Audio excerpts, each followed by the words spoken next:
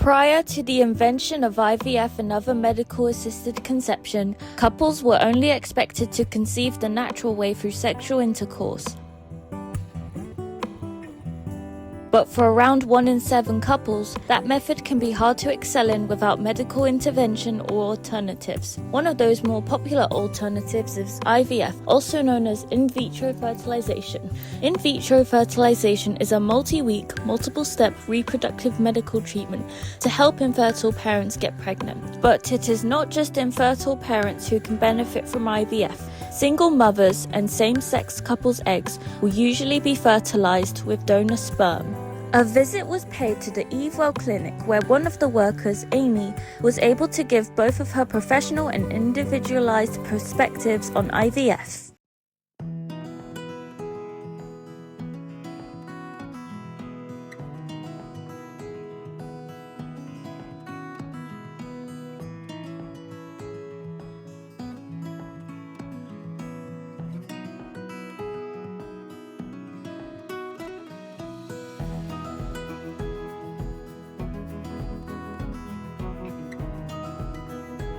My name is Amy, I'm 47 and I'm Head Brand Marketing here at the IVF Fertility Clinic.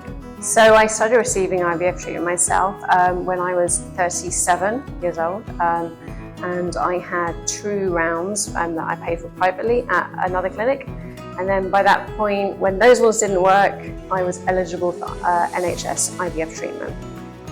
So I had NHS treatment which gave us our first daughter who's now nearly 8.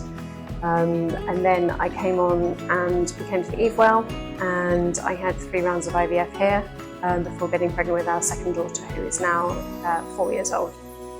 Follicles seem to be progressing okay. Just going to get some bloods done. Still in the swanky waiting area. I've got over 6 minutes on the card. Do you reckon I can do it? I've got a bit of a roundabout story as to how I got here. So when we just found out that we were pregnant with my first daughter, my husband was actually approached by the IVF to help out with their branding, so come up with the name, help out with the website, the logo, the identity, what that all looked like, because he works in graphic design.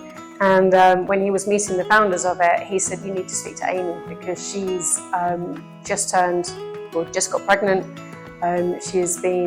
We've been trying to conceive for a long time now. We've been through several rounds of IVF, and I was quite heavily involved in the Instagram IVF Trying to Conceive community, which is a really a great resource for people who are looking for support, who are going through IVF treatment. IVF is quite a lonely, long journey to go on, and it's quite difficult to find support in that. A lot of people, they don't want to talk about it. I'm always very open to talking about it, but a lot of people find it difficult to have those conversations and admit that they're going through that kind of treatment.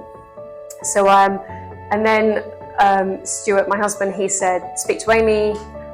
She works in marketing and also she knows how to communicate with the patients. So that was how I literally found myself helping them out with a little bit of Instagram posts here and there and trying to kind of connect with the patients in a very empathetic and human way. And I kind of pivoted my career from working in fashion and retail to working in fertility. So rather than selling jeans and t-shirts, I'm now helping people create their families. Favourite thing about the job is getting the kind of responses that I do get from patients. Thank you so much for listening to me. I didn't realise that there was anybody else out there who would understand what I'm going through. I get a lot of that. Being able to be there to hold that patient's hand through a journey. I got a really beautiful message actually over the weekend from a grandmother who wanted to let us know that her daughter has just had a baby through the IVF, and I haven't even been speaking to the daughter, but it was so warming to get that message from her mother saying how much it's meant to her for us to be able to help her build her family. I think one of the biggest achievements really is building our support site on the website, which was something I was really passionate about. I was absolutely made aware of all the risks. We knew that we only had a 5% chance of it working, which was huge. It cost us a lot of money to go through that process, so it's a real gamble. It is literally a gamble. You're putting everything on black, hoping that you're going to get black. Sometimes you get red, sometimes it doesn't work out. There are a lot of myths. I think that people think that if they go through IVF treatment that we have to stop and they have to lie down in a dark room for 2 weeks and that's it, when actually you can carry on a general day-to-day life. You know, there's like sports personalities who've been through egg freezing and IVF cycles and they've carried on and they've performed in tournaments and championships. So I think you can carry on a normal life. You have to dial it down a little bit. You have to understand that there's going to be an emotional weight to it as well, not just a physical side to it. And I think also people need to understand that it doesn't necessarily work the first time. A lot of people don't realise that actually egg freezing is the first half of an IVF cycle.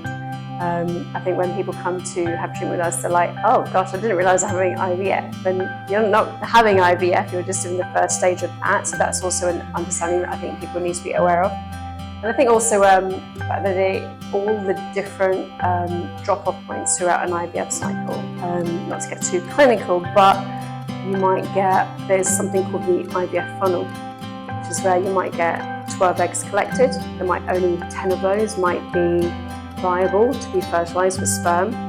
Maybe only 8 of those grow to what's called a blastocyst. And then in an older patient, you might only get 2 of those that are actually genetically normal, which means that you're going to get a viable baby from those. So you go from having 12 eggs to actually only having 2 chances, and that's called the IVF funnel. I think a lot of doctors spend time explaining that to patients so that they really understand that just because you get 12 eggs at the egg collection doesn't then mean 5 days later, once they become embryos, that they are going to be giving you 12 different chances of having a baby. You might only have 1 or 2 chances. So it's that understanding that it is a long-term game and there are a lot of hoops to jump through before you get to the end result. I think resilience, I actually realised how resilient I really am and how determined I was as well, because we would have done absolutely anything to get our daughters. And the fact that I went back and I did another 3 cycles of IVF, having had a toddler at home, that was kind of a big achievement in itself.